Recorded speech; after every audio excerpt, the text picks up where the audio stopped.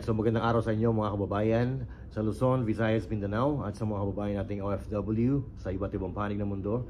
Magandang araw po sa inyo lahat. At tayo po ay nagbabalik sa panibagong upload at ngayon magbibigay po tayo ng update dito sa ginagawang Pizza Rally ng Iglesia ni Cristo dyan sa Quirino Grandstand mga kababayan. At ngayon as of 12 PM tinatayang nasa almost 2 million na po na mga tao or miyembro ng Iglesia ni Cristo ang nandyan po sa Luneta, dyan sa Grandstand, sa Quirino Grandstand mga kababayan. So, mamaya-maya ay gaganapin po ang rally at kung hindi tayo nagkakamali, mula alas 4 hanggang alas 6 ng gabi gaganapin itong pagtitipon-tipon. Pero kagabi pa ay talagang nagsimula na po na bumuhos ang Iglesia, ang mga miyembro ng Iglesia ni Cristo dyan sa Luneta Grandstand, okay, sa Quirino Grandstand mga kababayan. At itong rally na ito ay ginaganap po ito sa iba't ibang panig ng Pilipinas, sa buong Pilipinas, simultaneously.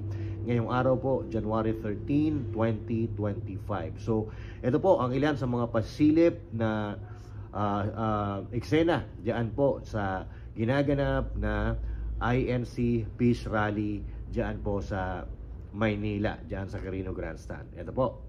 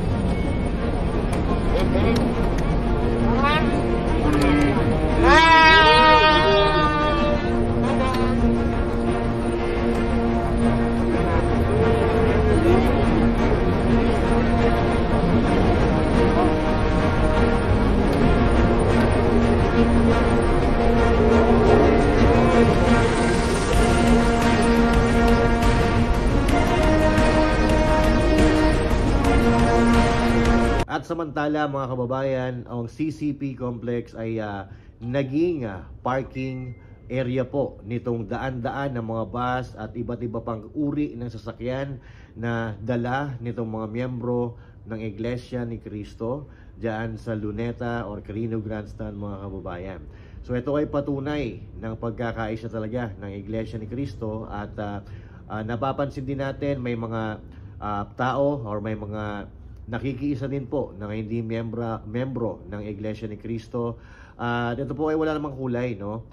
Wala naman po itong kulay. Ito po ay peace rally para sa kapayapaan ng Pilipinas. So, ito po ang common denominator sana nating mga Pilipino na magkaisa para sa ikatatahimik, ikakapayapa at ikakaunlad ng ating bansa. Alright? So, ito po ang sitwasyon dyan sa CCP complex.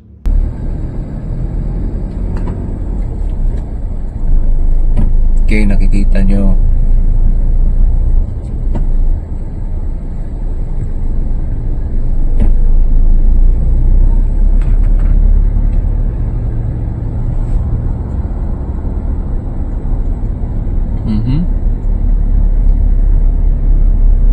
okay, stop stop mo na. Ipapan ko lang. Yan o, meron pa doon o. Meron pa dito. Ayun o. Sige, ikot.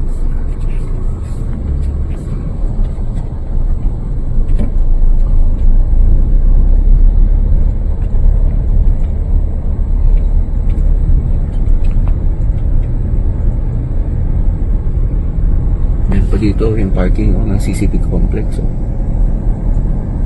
Lahat yan Kasama sa peace rally. Yun, yung parking sa likod. Ayan. Okay, meron pa dito na side. And meron pa dito sa kaliwa. Kanan. Ayan.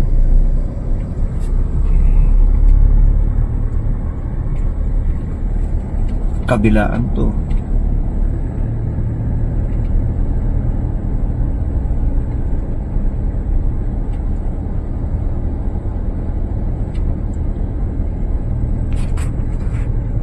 And ikot pa tayo. Ikot to the left. Ikot tayo to the left. Pero dito sa right, tingnan nyo.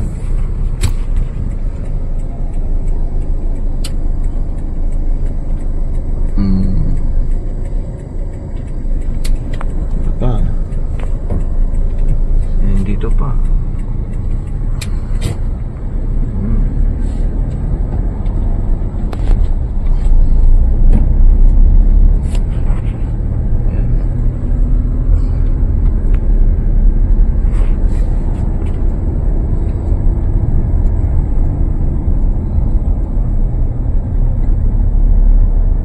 Patuloy pa rin po ang pagdating ng mga miyembro ng Iglesia ni Cristo, pati na rin ng hindi kabahagi or hindi kapanalig ng mga Iglesia ni Cristo ay patuloy na rin pong dumarating sa ating pag-research. Ay napakarami na rin po ng ibang sekta, lalo-lalo na ng mga Katoliko na talagang gustong makiisa para sa kapayapaan ng ating bansa.